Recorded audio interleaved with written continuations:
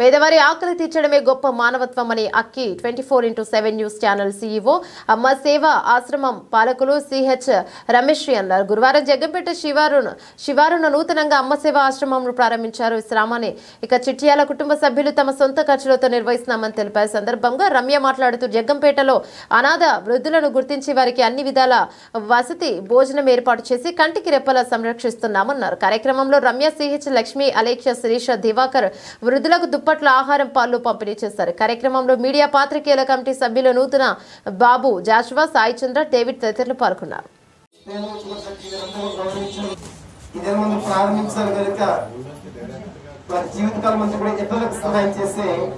చక్కటి సహకారం వారికి వారి కుటుంబానికి తరలించినటువంటి ఆ యొక్క పనికి సహాయం చేయడం అందరూ కూడా సహకరించవలసిందిగా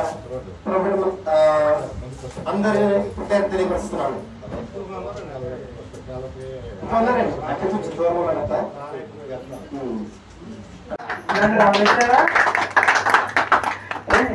అలా అంటే మధ్యలో మా మిత్రులు అందరితో పాటు వీళ్ళంతా కూడా మాకు సీనియర్ రిపోర్టర్స్, వాళ్ళతో కలిపి మేము చాలా జర్నీ చేసాం. అయితే రమ్య వచ్చేసరికి ఒక ఆడపిల్ల అయ్యుండి కూడా ఒక మగాడి కన్నా ఎక్కువ మా దృష్టిలో అన్నయ్య అన్నయ్య అన్నయ్య అంటూ అందరినీ కలుపుకుంటుంది.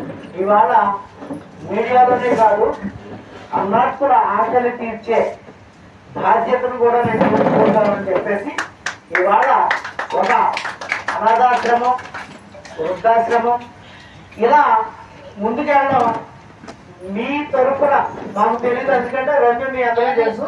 మా తరపున మేము చాలా గర్వపడుతున్నాం. ఎందుకంటే అమ్మాయి స్ఫూర్తి ఇవాళ ఎవరైతే పిల్లలుగా పుట్టాం, రకరకాలుగా పెరిగాం, రేపు ఎలా ఉంటామో ఎలా పోతామో తెలియదు. ఈ సమయంలో మధ్యలో ఉన్నదే మన జీవితం. ఈ